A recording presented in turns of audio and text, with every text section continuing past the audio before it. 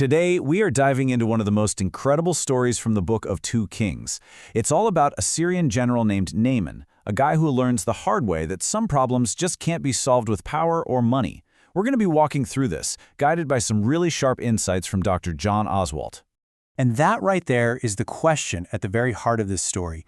See, we're about to meet a man who has absolutely everything the world says you should want, but he's staring down a crisis that all his status, all his influence can't even touch.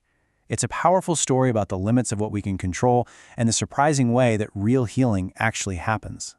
All right, so let's meet our main character, Naaman. This guy is the real deal.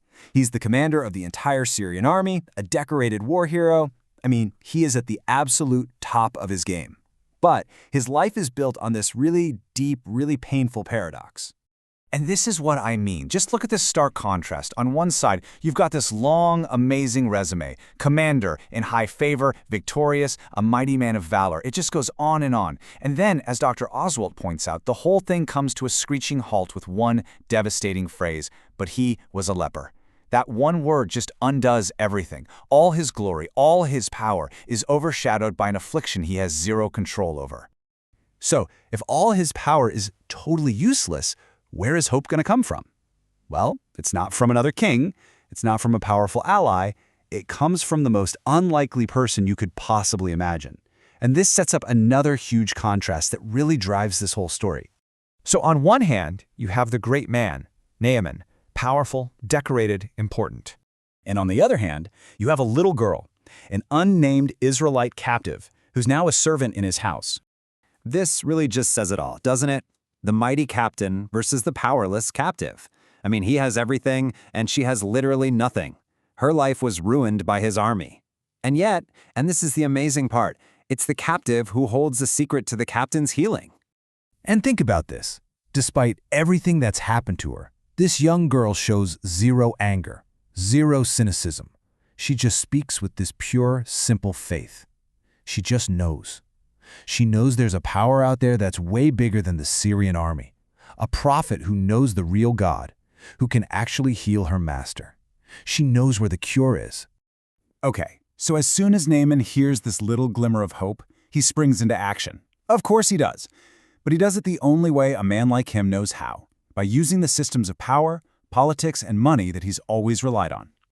So what's his game plan? Well, he gets a letter from his king sent to the king of Israel. You know, a state-to-state affair. He packs an insane amount of gold and silver to pay for the service. He's treating this whole thing like a political transaction, just assuming that this prophet must be some kind of government employee that the king can just order around. He is literally trying to buy a miracle. And the king of Israel's reaction? It's just pure panic. He thinks it's some kind of political trap, that the Syrians are looking for an excuse to start a war. And as Dr. Oswalt points out, this just reveals his complete spiritual blindness. It doesn't even cross his mind to think, oh, wait, maybe I should call Elisha, the prophet of God who lives right there in his own kingdom? He's totally stumped.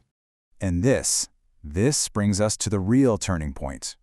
Elisha hears about the king freaking out, and he tells him, hey, send the guy to me. So Naaman shows up at Elisha's little house with his whole entourage, all his horses and chariots, expecting, a reception fit for a VIP. But he's about to have his world turned completely upside down. Just look at this incredible clash of expectations. Naaman was expecting the red carpet. He thought the prophet would come out, make a big show, call on his God, wave his hands, do some impressive ritual. But instead, Elisha doesn't even bother to come to the door. He just sends a messenger out with a simple, almost insulting command. Go wash in the Jordan River 7 times. That's it. Naaman is furious, absolutely enraged. His pride is so wounded. He's like, are you kidding me? Go wash in that muddy little creek? The rivers back home in Damascus are beautiful and powerful. This is an insult to me and my whole country. He is completely indignant. And right here, we get to the real disease that needs to be healed. It's not the leprosy, it's pride. Dr. Oswalt defines pride perfectly here. It's the conviction that I'm God, the conviction that my ways, my status, my plans are ultimate. This is the wall standing between Naaman and his healing. As long as he thinks he's the one in charge, he simply cannot receive the gift that's being offered. So Naaman just turns away in a rage, totally ready to go home. The story is almost over right here. But once again, it's a seemingly powerless person who steps in and convinces him to make a choice between his pride and his healing. It's one of his own servants who comes up to him and gently says, "Look, if the prophet had asked you to do some great, difficult thing, you would have done it in a heartbeat. Why not just try this simple thing?" So, swallowing his pride, Naaman goes down to the Jordan. He dips in once, comes up, still a leper. Dips a second time, still nothing.